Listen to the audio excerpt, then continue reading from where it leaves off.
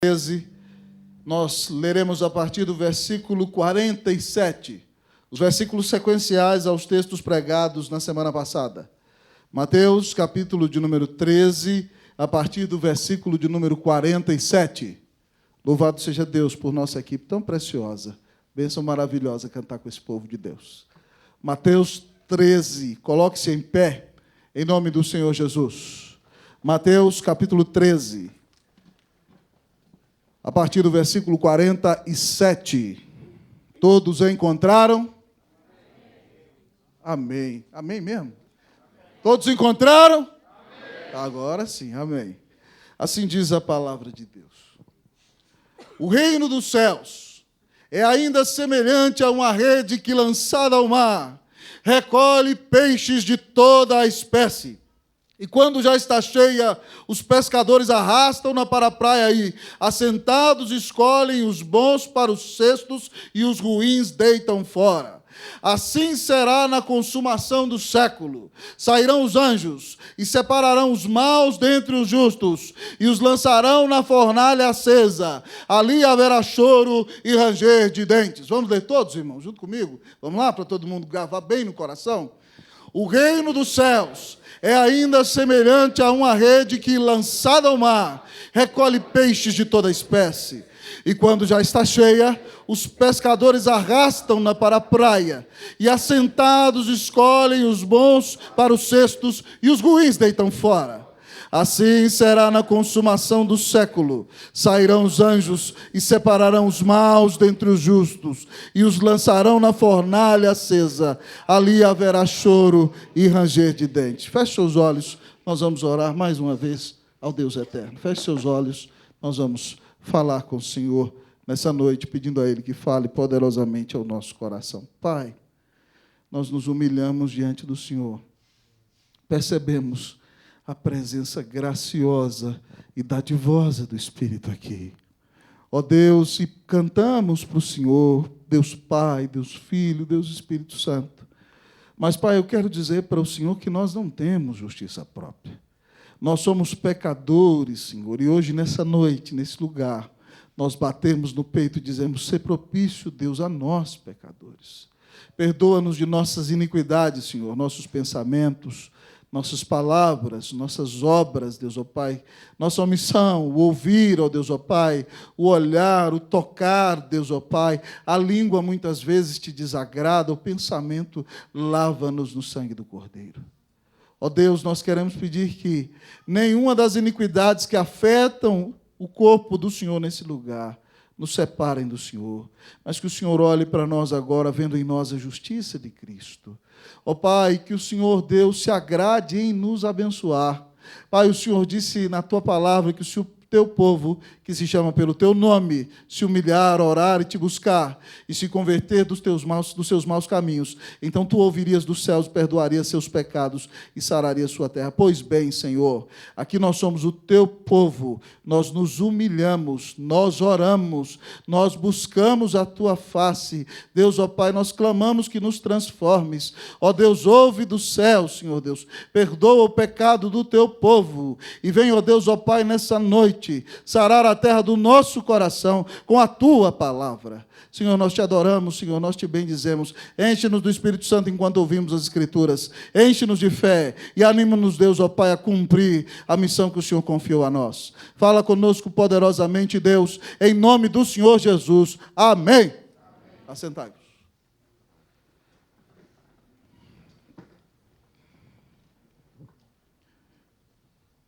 Queridos irmãos e irmãs, nós já chegamos então ao final das parábolas de Mateus capítulo 13. E a maioria delas é, sem sombra de dúvida, marcada pela símile, uma figura de linguagem importantíssima. E nessa última parábola, o Senhor Jesus nos disse que o reino dos céus é semelhante a uma rede que, lançada ao mar, recolhe peixes de toda espécie. E quando essa rede, então, já está cheia, a Bíblia nos diz que os pescadores arrastam-na para a praia e escolhem os bons, lançando-os no cesto, e os maus e os ruins deitam fora. E ele diz que assim vai ser na consumação dos séculos. Os anjos do Senhor, no dia final, serão esses pescadores, separarão os maus dentre os justos e os lançarão na fornalha de fogo acesa. ali haverá choro e ranger de dentes. Mas, irmãos, é muito linda essa figura da obra de Deus ser comparada a uma rede lançada ao mar. Eu me lembro quando era seminarista, há mais de 20 anos atrás, quando o camarada começa a falar mais de 20 anos atrás, irmão, o negócio ficou sério. Há 20 anos atrás, amados irmãos, nós cantávamos uma música antiga. Hoje nós cantamos uma música antiga no culto aqui, e essa música era, se não me engano, era do grupo Koinonia. Ela dizia assim: se disseres a mim, lance a rede no mar, sob tua palavra lançarei minha fé. Se disseres, enfim, vem e anda até mim, sobre as águas do mar certamente andarei. E nós, jovens, futuros pastores, cantávamos aquele cântico, sonhando de fato em lançar a nossa rede no mar, para pescar muitos peixes, para a glória e honra do Senhor Jesus. Pois bem, você está aqui nessa noite, não é à toa, e o Senhor te chama a tomar as tuas redes e lançá-las ao mar nessa noite, em nome de Jesus. Que Deus te dê a bênção de viver uma grande colheita, para a glória e honra do nome do Senhor Jesus. Nessa parábola, o Senhor nos ensina a dinâmica da missão. A dinâmica da missão. E, em primeiro lugar, o que ele nos revela, amados irmãos, é que a missão tem uma mensagem universal. A primeira questão, a primeira lição, o primeiro argumento que o texto nos apresenta é o seguinte: a dinâmica da missão nos revela uma mensagem universal. Olha aí para o seu versículo, em nome de Jesus, versículo de número 47. Leiam para mim, amados irmãos, versículo 47. 1, 2, 3, vocês podem ler.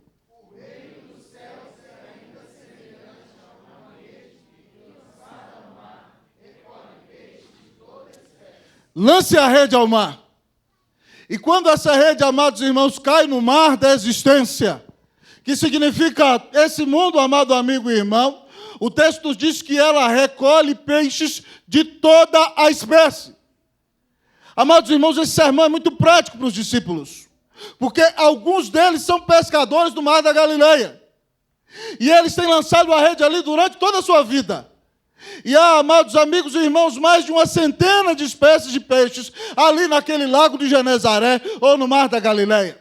Então eles sabem muito bem o que Jesus está dizendo, que quando você lança a rede, você não sabe que tipo de peixe a sua rede vai pegar. E isso, amados irmãos, nos revela a universalidade da mensagem que pregamos. Nós não escolhemos a quem pregamos. Nós não escolhemos onde pregarmos. Nós não escolhemos a classe social da pessoa que ouve a palavra. Nós não escolhemos a cor da pele. Nós não escolhemos a faixa etária. Nós não escolhemos a que pessoa que pertence a que religião vamos pregar. Nós não escolhemos a cidade. Nós não escolhemos o país, nós pregamos em todos os lugares da terra. Essa mensagem, amado amigo e irmão, se aplica a qualquer ser humano de qualquer lugar da terra, seja ele amarelo, seja ele branco, seja ele negro, seja ele criancinha de 5, 6, 7 anos, seja ele um ancião de 90 anos de idade, seja ele um europeu, seja ele um africano, seja ele um coreano, seja ele, amado irmão, um sertanejo. A mensagem é universal. Nós lançamos a rede e ela alcança peixes de toda a espécie. Essa mensagem tem que ser pregada, por isso, em todos os rincões da terra. É por isso que o Senhor diz aos seus discípulos em Marcos 16, 15, ide por todo o e pregai o evangelho a toda. Você não tem que escolher para quem você prega. Você tem que abrir mão de si mesmo, indo por todo mundo pregar o evangelho a toda criatura.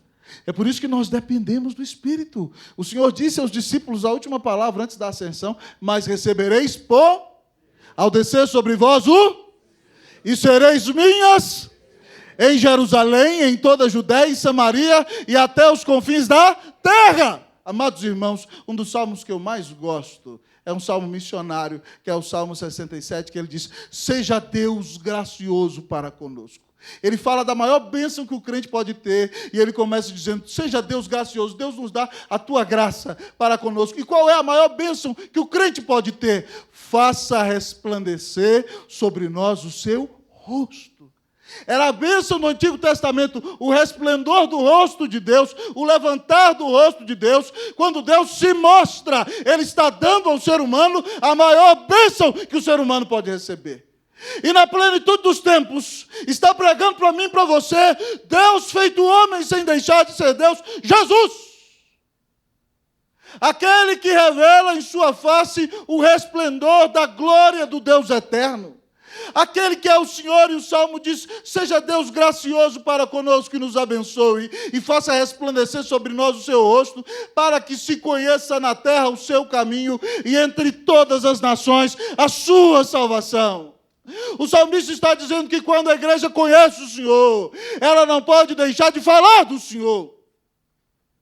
Quando você está cheio do Senhor, quando você está inundado da presença do Senhor, quando você está refestelado da graça de Jesus, quando você está locupletado do Evangelho da salvação, quando vaza pelos teus poros a bênção de estar cheio da presença de Deus, do Evangelho da cruz, você não pode deixar de falar daquilo que tem visto e ouvido. A dinâmica da missão nos revela que a nossa mensagem é universal. Você pode pregar para qualquer um. Não fique selecionando para quem você prega. Não diga esse dá e esse não dá. Se pintou na sua frente, meu irmão, e abriu a oportunidade, anuncie o Evangelho de Jesus. Sabe por quê? Porque você não sabe quem Deus vai converter. Você não sabe. Você não faz parte do departamento de admissão, você é do departamento de divulgação, e um grande segredo, uma grande bênção para você é o seguinte, a sua mensagem é universal. Ela pode converter qualquer tipo de pessoa. Ela regenera o coração daquele que Deus quer em qualquer rincão da terra. Irmãos, isso é muito importante. No começo da era cristã, a igreja não entendeu isso muito bem. A igreja achou que ela era uma extensão do judaísmo. Então, amados irmãos, o Senhor mandou a igreja sair. O Senhor mandou a igreja pregar o Evangelho a toda criatura. O Senhor mandou ir para Samaria, para a Judéia, para os confins da terra. Mas a coisa estava boa demais em Jerusalém. Imagina, o Espírito Santo caiu. Num sermão só, imagine você ver 3.000 convertidos. A perseguição, Paulo está cantando, os apóstolos estão sofrendo, mas milhares estão se convertendo. Sacerdotes que são inimigos estão obedecendo à fé. Há um grande avivamento, o Senhor mandou sair, mas a bênção está ali, ninguém quer partir. Então, amados irmãos, Deus resolve fazer aquela verdade que Tertuliano encontrou, que o sangue dos mártires é a semente da igreja. Então o Senhor faz o pau cantar. Estevão é apedrejado, assassinado, e aí há uma grande perseguição contra a igreja em Jerusalém, e os crentes são dispersos por toda parte.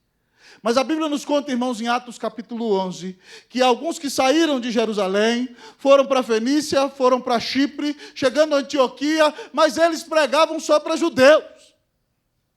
Eles acham que o Evangelho só converte o povo antigo da aliança. Aquela raça eleita, aquela raça pura, segundo os olhos deles. Mas alguns que eram de Chipre de Cirene, não eram judeus ali, do lado do sacerdote em Jerusalém, eles disseram, será que o Evangelho converte ou não converte os gentios? Será que ele converte ou não converte aqueles que não são judeus? E eles chegaram em Antioquia e bateram um papo. Vamos pregar para esse povo? O que você acha? Será que eles convertem? Será que eles não convertem? Ah, se não converter, por último a gente não perdeu. A gente anunciou o Salvador, então vamos pregar. E, amados irmãos, a Bíblia diz que lá em Antioquia eles começam a pregar para os gentios, amados irmãos, e há uma conversão de um grande número de pessoas, porque o texto diz que a mão do Senhor era com eles. E nasceu ali a grande igreja de Antioquia da Síria. Uma igreja muito preciosa, a igreja de onde Deus chama Barnabé e Saulo para a obra missionária, para as missões. A igreja que teve seu pastor, Inácio de Antioquia, assassinado, entregue aos leões, porque não negou Jesus Cristo. A igreja que viu nascer um dos maiores pregadores da história da humanidade, chamado João de Antioquia, que era presbítero nesta igreja e depois se tornou bispo da igreja da capital de Constantinopla, chamado João Crisóstomo. Crisóstomo significa boca de ouro. Uma mensagem universal. Você pode pregá-la a qualquer pessoa. Você não sabe, irmão, quem Deus vai converter. Então, pregue para toda pessoa que passar na sua frente. Você não sabe o que o Espírito Santo vai fazer. E quando Deus converte, amados irmãos, é uma bênção maravilhosa. Há 2 anos atrás, irmãos, eu estava em São Paulo, peguei um táxi, estava vindo para Brasília, Reverendo Geomário, que já foi pastor dessa igreja, no carro comigo, eu não estava para muita conversa naquele dia. O pastor Geomário é um bom baiano, né? Os que já foram ovelha dele aqui vão se lembrar, calma. E ele começou a puxar conversa com o taxista. Eu falei, reverendo, vai na frente aí, deixa eu aqui atrás. E ele começou a puxar conversa, e o cara falou da mãe, do pai, da tia, da avó, e o papo estava muito bom, estava uma bênção. Faltando 10 minutos para chegar no aeroporto, eu falei, pastor, deixa eu falar um negócio aqui. E eu viro para o taxista, irmãos, e falo assim, meu filho, o negócio é o seguinte, se você morrer hoje, para onde você vai?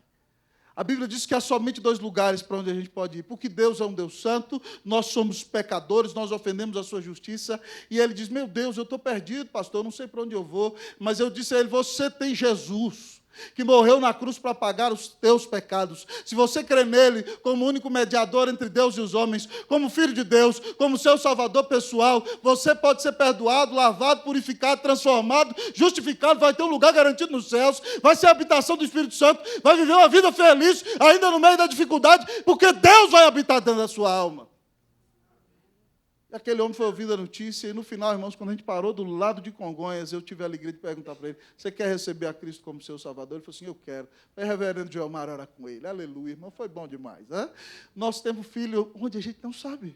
Mas eu contei para vocês que 1 mês atrás fui a São Paulo de novo, e aí de repente entro no táxi, e qual não é a minha surpresa, irmão? O motorista é um camarada homossexual, ou metrosexual demais, até não tem mais aonde. E eu entrei no carro e botei a mão na cabeça e falei, misericórdia, misericórdia, Senhor. Hã? E aí liguei para minha esposa, liguei para o Davi, tinha que estudar para a prova, falei, estuda para a prova, faz isso, faz isso, faz isso. Liguei para o presbítero Nilton no dia, falei com Esdras e fiquei orando, falei assim, Deus, o Senhor sabe, Deus, ó Pai, esse tipo de coisa a gente não gosta, mas o negócio é o seguinte, Senhor, o Senhor me colocou ao lado desse homem aqui, ele é feito à imagem de Deus, ele é uma criatura do Senhor, ele é precioso para Deus, então me dá a oportunidade de pregar para ele. Quando eu desliguei o telefone, o camarada vira e fala para mim, o senhor é pastor? Que porta maravilhosa, irmãos. Né? E eu falei, eu sou. Você tem alguma religião? Ele disse, eu creio que Deus existe. Todo dia eu peço perdão para Ele pelos meus pecados, que são muitos. E eu falei para ele, não são só os seus que são muitos, são os de todos nós. Todo mundo é pecador, ninguém é melhor do que você. Mas tem uma boa notícia. Jesus morreu na cruz para te salvar. Irmão, a gente não pode discriminar ninguém com a mensagem. Você tem que pregar para todo mundo que passar na sua frente. Eu fui anunciando Cristo para esse homem até a porta da igreja. Ele agradeceu. Esse não recebeu a Cristo naquele dia. Mas a mensagem é universal. Pregue para todo mundo. Ela pode salvar qualquer um. Ela não discrimina ninguém. Ela pode transformar o coração de qualquer um. Então, a dinâmica da missão nos dá uma mensagem universal.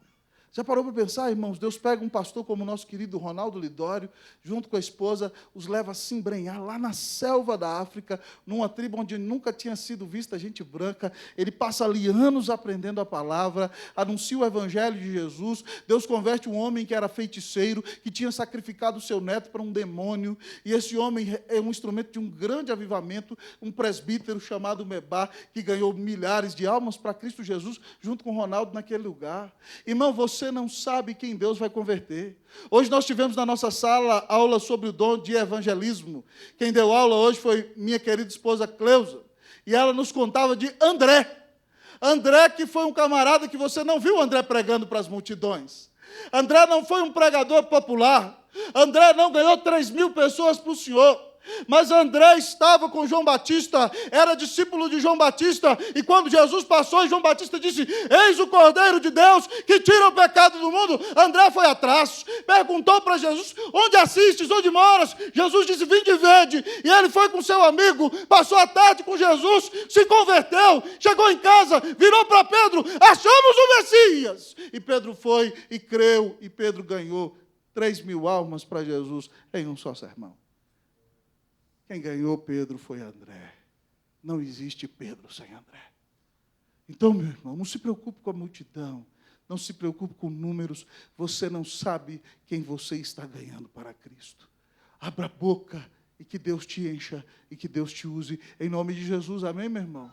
Comece a orar assim: Senhor, dá-me almas. Ore com sinceridade: Senhor, dá-me alguém para o Senhor Jesus até o fim desse ano, em nome de Jesus. Ou peça mais ousadamente: Senhor, até o fim desse mês, me dá uma alma para o Senhor. E olha para alguém, e ore por alguém, e pregue Cristo esse alguém. E se ele for um eleito, Deus vai convertê-lo, e você vai se regozijar na presença do Senhor. Abra a boca, prega o Evangelho. Ele pode converter qualquer tipo de pessoa, de qualquer lugar da terra, de qualquer idade, de toda espécie, para a glória e honra do nome de Jesus.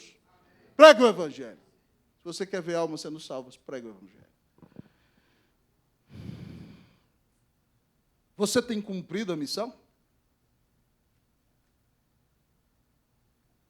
Ao olhar para o texto, irmãos, aprendemos que a dinâmica da missão tem uma mensagem universal. Mas a dinâmica da missão tem um crescimento exponencial. A dinâmica da missão tem um crescimento exponencial. Esse tema é repetido nas parábolas. Olhe para o seu texto aí. Você vai ler para mim o versículo de número 47, mais uma vez. 1, 2, 3. Leia, por favor. Vamos lá? O reino...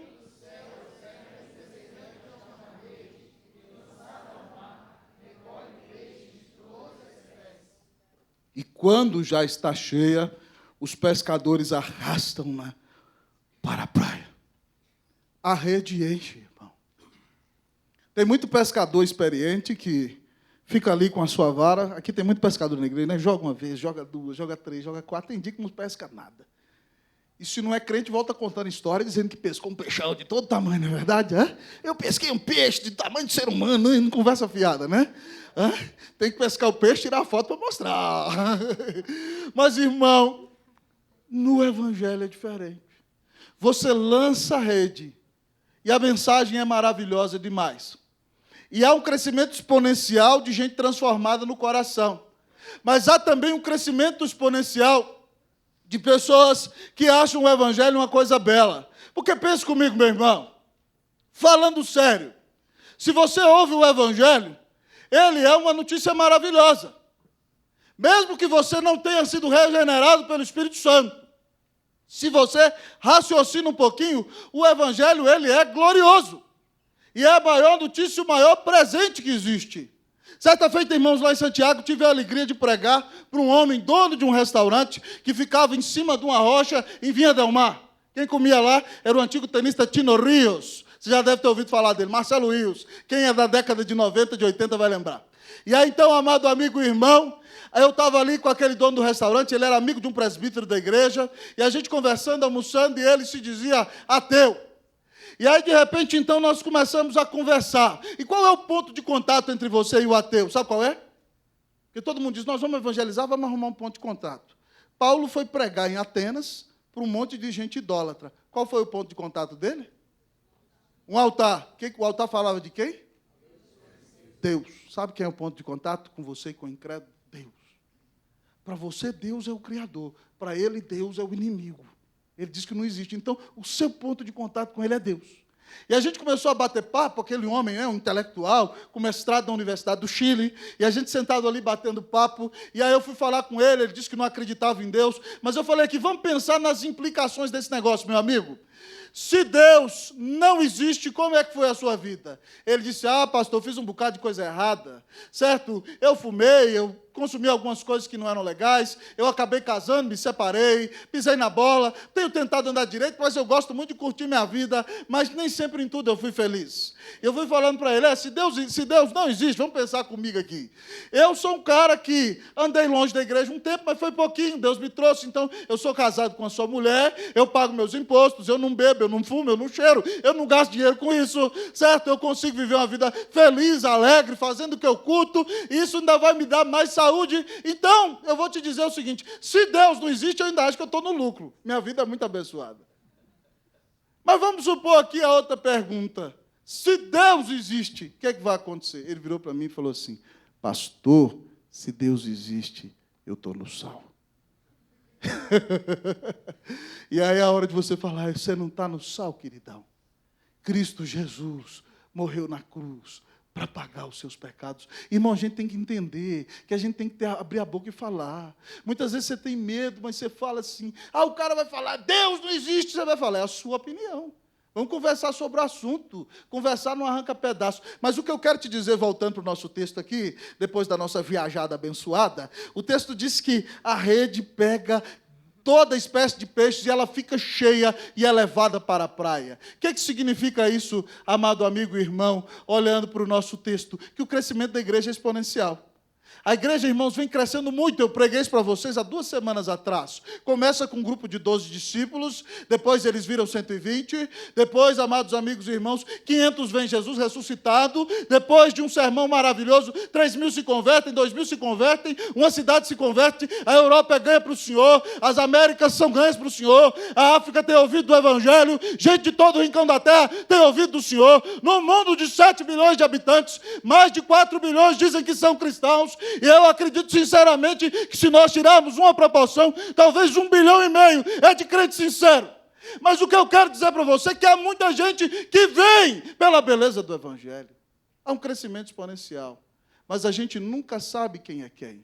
E por isso é importante que você revise o seu coração. Irmãos, quando o Evangelho chega a Samaria, há uma história muito interessante. Há ali naquela cidade um homem chamado Simão, o mágico. E esse homem ilude o pessoal de Samaria com mágicas. Ele é um embusteiro. E ele vai fazendo mágicas e vai ganhando presentes e vai se enriquecendo e se torna uma pessoa importante na cidade. E o povo começa a dizer que o poder de Deus está com ele e botaram o nome dele de o grande poder. Até que Deus leva o diácono Filipe para aquela cidade. E Filipe começa a pregar o Evangelho e a orar e Deus cura enfermos. E há um grande avivamento e centenas de pessoas se convertem. E Simão fica maravilhado. A Bíblia diz que ele fica extasiado com os milagres e vê um monte de gente se batizando. E se batiza também. Um convertido aparente, impressionado com o poder e as benesses que o Evangelho traz. Chega a notícia em Jerusalém do trabalho de Filipe em Samaria. E, amados amigos e irmãos, os apóstolos vão, Pedro e João. E chegam ali, Pedro e João vão orar pelo povo, e começam a orar pelo povo, e o Espírito Santo vem com poder sobre eles. Mas Simão, amado irmão, não tem o coração transformado de verdade.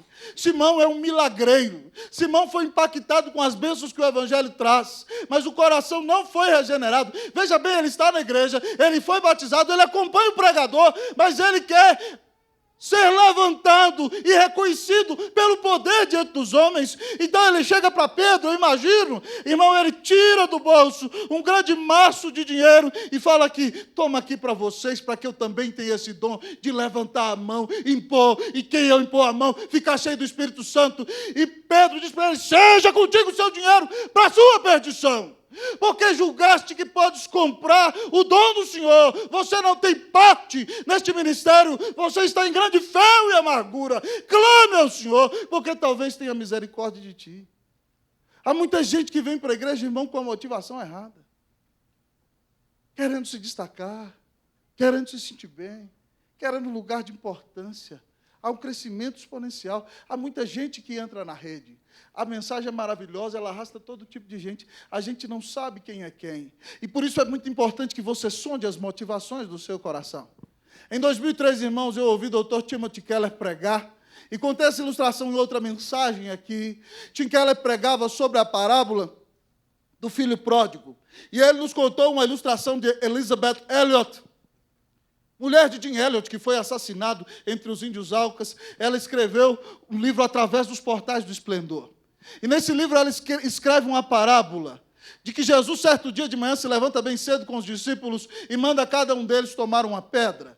Então você vê Simão, um zelote bem zeloso, pega uma pedra do tamanho desse retorno, bota nas costas, mas Pedrão, muito inteligente, muito influente, muito esperto, diz, vou pegar umas 2 pedrinhas aqui, e botou no bolso da túnica.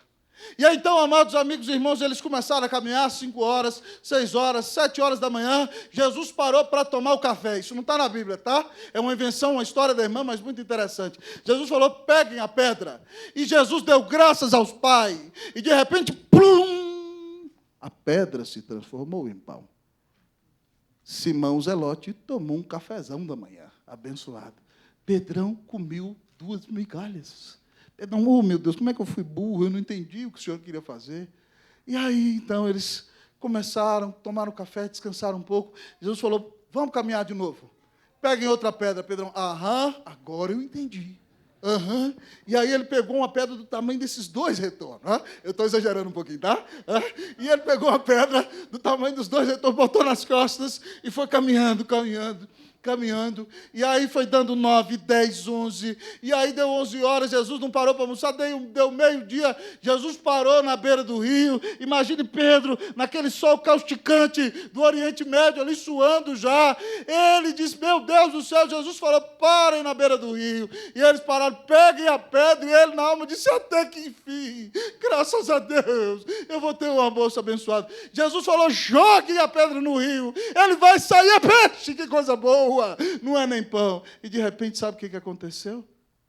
Nada. Então, amado amigo e irmão, o que acontece é que ele vira para o Senhor, eu não estou entendendo nada. De manhã o Senhor pegou aqui uma pedra e transformou em pão, e eu fiquei sem café da manhã. Depois o Senhor mandou pegar outra pedra, eu peguei uma pedrona, e agora o Senhor manda eu jogar no rio, e não acontece nada, eu não estou entendendo nada. O que o Senhor está querendo fazer com isso? E Jesus olha para ele e para eles todos e diz, quando eu pedi para vocês carregarem a primeira pedra, vocês carregaram a pedra para vocês ou para mim? E quando eu pedi para vocês carregarem a segunda pedra, vocês carregaram a pedra para vocês ou para mim? Para quem você tem carregado a pedra, irmão? A rede é grande, ela é trazida à praia e ela tem todo tipo de peixe. Na igreja nós temos pessoas que vêm pelo seu benefício próprio. Na igreja nós temos pessoas que só pensam em si mesmas. Na igreja nós temos pessoas que vieram na bela rede do Evangelho, mas elas só olham para o seu próprio umbigo. Na igreja nós temos pessoas que pensam somente em ser servidas e não em dedicar a sua vida como gratidão por aquilo que Cristo fez por elas. Elas ouvem 1000 vezes aquela frase que Kennedy disse na sua eleição, falando do seu país, e nós, pregadores, dizemos, não se pergunte o que a igreja pode fazer por você. Você tem que se perguntar como eu posso servir ao Senhor e à igreja do Senhor. Mas as pessoas só pensam nelas. Irmãos, elas vieram na rede, mas o coração delas não é de Cristo Jesus. Há um crescimento numérico exponencial, mas nem todo mundo que está na igreja, irmão, vai para o céu, vai se encontrar com Cristo Jesus. Qual é a sua motivação? O que você está fazendo aqui? O que você vive? Crescimento exponencial. Vem gente de Deus e vem gente que finge que é de Deus. E aí, ao olhar para o texto nessa noite, em último lugar, a gente aprende sobre a dinâmica da missão. Que a missão tem uma mensagem universal, que a missão tem um crescimento exponencial, mas que a missão tem uma separação final. O último aspecto que nós aprendemos sobre a dinâmica da missão é que a missão tem uma separação final. Versículo de número 49, versículo 50. Eu vou ler o 49, vocês o 50. Assim será na consumação do século. Sairão os anjos e separarão os maus dentre os justos. Vocês os 50.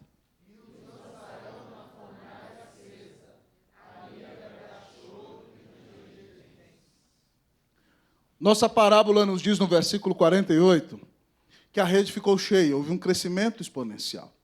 Ela foi arrastada à praia. E ali, então, assentados, os pescadores escolhem os bons para os cestos e os ruins deitam fora. Veja bem que um é o que lança a rede, é você e sou eu. Mas o pescador do dia final são os anjos do Senhor. E então nós pescamos, lançamos a rede, e Deus nos usa para trazer pessoas à igreja. Alguns o Espírito converte, outros gostam da palavra, mas pensam em si mesmos. Mas o que acontece, amado amigo e irmão, é que no dia final virão os anjos do Senhor, e chegando à praia, tomam aqueles que dizem que são bons, colocam no cesto. E aqueles que são maus jogam de volta, mortos na água. E essa água aqui, amados irmãos, simboliza o lago de fogo e enxofre. Porque o texto é muito claro ao dizer para nós que na consumação do século, no fim de tudo, os anjos separarão os maus dentre os justos. E é impressionante, irmão, que esses justos aqui, você tem que entender, não são pessoas com justiça própria. Porque todo ser humano é mau. Todo ser humano é vendido ao pecado. Todo ser humano é pecador. Entenda justo aqui como alguém que foi justificado pela graça mediante a fé. Alguém que creu em Jesus verdadeiramente. Não foi só alguém que veio para a igreja, alguém que curtiu o louvor, alguém que ouviu um bom discurso de oratória, alguém que gostou da amizade dos crentes, mas não confiou de verdade no Senhor. Mas foi alguém que veio para a rede e creu em Jesus e foi justificado. E aí a Bíblia nos diz, falando sobre isso, Jesus explica a parábola, dizendo que, queridos amigos, os anjos lançarão na fornalha acesa aqueles que, mesmo estando na rede, não creram em Jesus, ali haverá choro e ranger de dentes. Essa parábola parece muito com a parábola do joio e do trigo, mas o aspecto dela é mais intenso no que diz respeito à ira de Deus. Porque no joio e no trigo o Senhor disse que há uma esperança da paciência de Deus. Mas aqui Deus diz que no dia final os anjos virão e tomarão a rede do Senhor e vão pegar aqueles que são justificados e levarão para a glória. Mas os outros vão ser lançados na fornalha de fogo acesa. E a fornalha é terrível, irmão. Traz à nossa mente a fornalha de Daniel. Lembra a fornalha que Nabucodonosor mandou acender 7 vezes mais? Ela é gigante e altíssima. Os homens que vêm lançar Daniel e os seus amigos morrem chamuscados pelo fogo da fornalha acesa. E aqueles que vieram à igreja, que se sentaram nos bancos, que cantaram os cânticos, mas creram na sua própria justiça, creram na sua própria bondade, creram em suas tradições familiares, creram no seu poder aquisitivo, creram na sua capacidade relacional, mas não creram no Senhor Jesus. Muito tristemente, eles serão lançados na fornalha de fogo acesa. Ali haverá choro e ranger de dentes. Ali haverá a ira de Deus.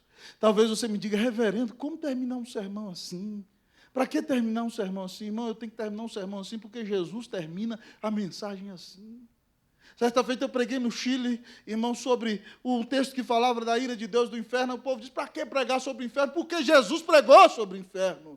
Porque Jesus quer advertir a você e a mim que nós temos que considerar sobre os rumos da nossa vida.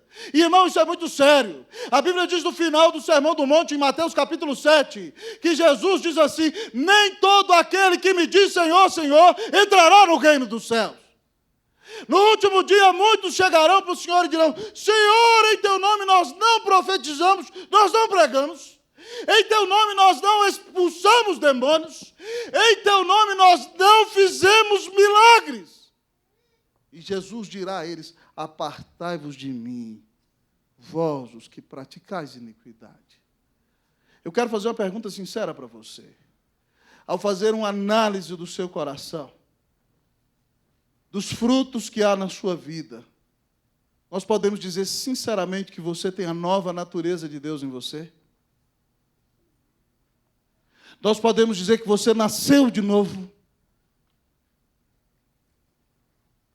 Que você morreu para si? Que quem vive agora dentro de você é Cristo Jesus? Irmãos, haverá um dia de glória para os que creem no Senhor. Mas haverá um dia de ira.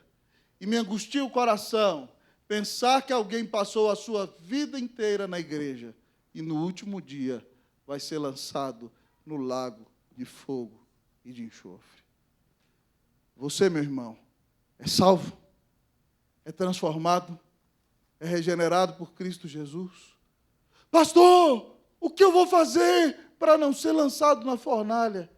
Faça uma análise sincera da sua vida. De onde vem a sua justiça?